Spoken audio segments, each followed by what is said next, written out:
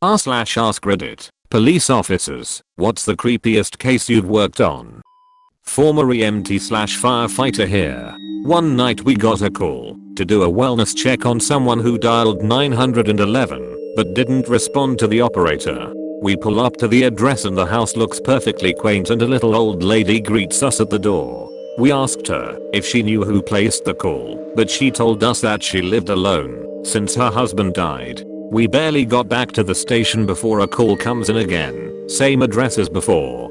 So we drive back out, talk to the old lady again, then leave again. And just as we get back to the station, same call, same address, no response. We drive out there again, believing that the old lady must have been confused. But this time, when we pulled into the driveway, the old lady wasn't at the door to greet us.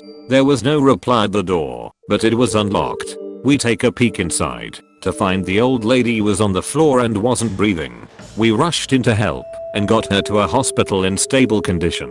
When she woke up in the ambulance, she still claimed that she never called us and that we arrived almost immediately after she had fallen. It was a 15-minute drive to her house from the station. Before she was admitted to the hospital, she asked me and another EMT if we could bring her knitting needles and bag of clothes to her in the hospital. I offered to pick up her stuff because I had a friend who lived in that area and we were gonna hang out anyways. I pick up my friend and drive to the lady's house. I ran inside to grab the bag and knitting stuff while my buddy sat in the car. But just as I was leaving, I swear I felt a hand on my back and heard a voice say thank you. When I get back in the car, my friend asked me why couldn't the lady's husband bring her stuff to the hospital.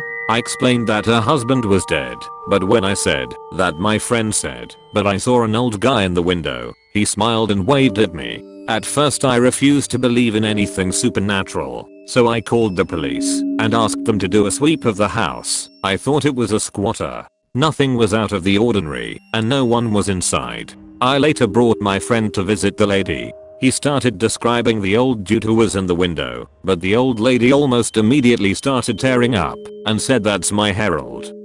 Obligatory not my story, but when I read this, I thought it was pretty fricked. An elderly lady phoned 911 and requested that they send some policemen down to her house because she saw a shadowy figure lurking in her backyard.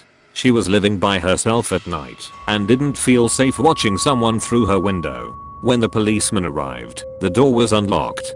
They walked in and found the lady seated facing the window, and they went to go check the backyard.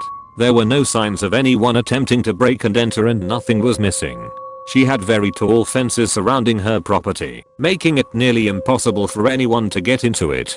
They did, however, find footprints on the inside of her home. It was quite possible that she had left the door unlocked and wasn't looking outside, but rather at a reflection of someone inside of her home, behind her. EMT here. Once had a call at our local mall show up and an 8-year-old was having breathing problems. Her mother, aunt, and cousin had just been caught stealing, and it was late at night. We assumed the breathing problem was stress induced. Once we got into the back of our unit, she looked my partner and myself in the eyes and said that she lived at a bad place. She said she lived with demons, and I crap you not, as she described the demons, her heart rate plummeted to 90 BPM to 45 BPM in a matter of seconds. My partner and I looked at each other and immediately started trying to lighten the mood and preparing for a code. She ended up being okay. I will never forget that experience. My grandpa was a Rio in Vietnam. Basically the guy who told the pilot where to go and what was ahead. One day him and his team is finishing up a mission, and one of his buddies in another jet barrel rolls over them. He then descends into the clouds. They never saw them again. He just vanished. They searched for weeks, but no crash site, no communications, nothing. Just poof, gone. When I was in Afghanistan on guard duty, I turned to see this huge panther in the middle of a farm field. The thing must have been 30 feet long. My heart started pounding like crazy, and I just about radioed it in. Then I realized my nods removed depth perception, and I was seeing a normal cat about 5 or so feet in front of me on the guard shack ledge. This is unexplained, and probably just coincidence, but I still never mention it to my co-workers. I spent some time as a homicide investigator, We would respond to all apparent suicides and investigate them just to make sure it wasn't a homicide. Usually we determined a motive for suicide and found a note or other indicator that the person killed themselves. One guy just taped a note to his chest that said "happy now" and made sure his wife found him after he hanged himself. But occasionally you get a case where all forensic evidence indicates that the person killed themselves, but there's no note and no discernible reason why this person would be suicidal. These are people in good health with decent careers and a seemingly happy family life. But who knows what's really going on with someone. Here's a part that freaks me out. I've worked maybe 10 suicides like this. The last 3, before our left homicide, all had the same thing at the scene. These was a little decorative wicker lighthouse at each location. It was the same lighthouse, same design and painted white and blue. It stuck out to me the first time because it was by the bed where the body was, but 2 weeks later I saw the same damn lighthouse on another suicide and even pointed out the coincidence to a patrol officer. A few months later I go on another suicide and I see that same wicker lighthouse. That's when it clicks that it's always been unexplained suicides. I go back and look at crime scene photos from every suicide I've worked. In 2 of them, I see what could be the wicker lighthouse, but the angle is off, and there's too much junk around to say for sure. I dunno. I thought it was creepy as hell, but I transferred a couple of months later, and I let it go. Not lab but am paramedic/fire. Late summer night responding to a call in a rural area. My partner and I were driving down a winding 2-lane highway in the middle of nowhere. No light of any kind other than the headlights and moon. We are coming up on a sharp right turn when I see a man traveling across the grass from an area of brush. He's moving very quickly and smoothly, as if hauling ass on a bicycle. No up and down motion like running. Obviously, I'm pretty confused about a hillbilly on a bike in the middle of the night, but not surprised. He comes to a tree and stops. It's about this time we are driving by him. Look out window and see a man standing next to this tree with no bike or anything in sight. Just standing there staring at the truck passing by. My hair is standing up. We continue towards the call and I ask my partner if he had seen that guy. His response is, "Man, I thought I was crazy."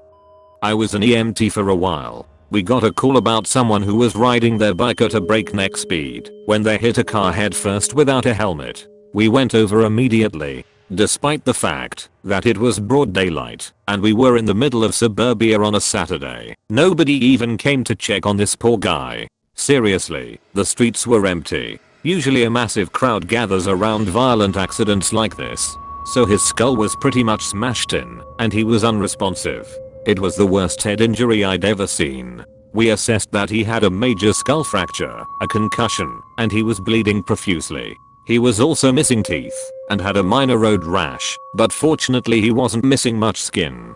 To give you an idea of how bad it was, this was the kind of injury that most people don't survive. If you did survive, you'd basically be a crippled vegetable. Normally we would have moved him off the road, but when someone has a head/neck injury, that isn't very safe. My partner, who was also training me as I was still kinda new, went to check his pulse while I began to unload our gear. He crouched down, felt for a pulse for a while, and then stood up and opened his mouth to say something. Suddenly, the guy freaking jumped up.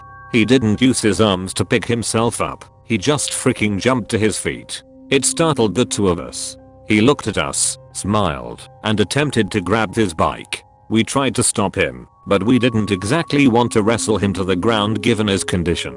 He gets away from us and bolts into the woods without his bike. My partner was in even more disbelief than I was. He just stared at where the man had run off, mouth agape. Then he turned to me and muttered he had no freaking pulse, man. I asked him if he was sure, and he swore up and down that the biker was clinically dead. We contacted the authorities for assistance, and they sent a search and rescue team into the forest. I don't know if he was found or not, because we normally don't get much information about patients after they go to the professionals. Keep in mind that this was the Pine Barrens, so they had a lot of ground to cover. My best guess is that he went to a loved one's house out of confusion. What I found odd about that is, head injuries bleed like freaking hell, so you'd think the guy would leave long red trail of blood for the cops to follow. My dad used to work as a correctional officer at Goulburn Jail in Australia, which is probably one of the oldest and hardest prisons there. A story he tells of his time there is one I always remember. He said that the whole place was creepy anyway, not helped by some of the inmates at the time, including the notorious Ivan Millet, on which Wolf Creek is based. Anyway, first thing he noticed was that dogs would outright refuse to enter the prison. He said they couldn't get them past the gate, no matter how hard they tried. But the creepiest occurrence was one night when they heard the sound of running booted footsteps. Everyone was in their cell, so they couldn't figure out what was causing it. Next thing, all the doors of the open and unoccupied cells on the top floor were banged shut, one after the other with loud clangs. Then they see the source of the running noise. Now dad swears this is what he and his colleague, so he has another witness, saw. Apparently they looked up and saw what looked like disembodied hobnail boots run down the aisle right over their heads, banging as they went. Dad decided to stop working in the prison not long after this. Super creepy.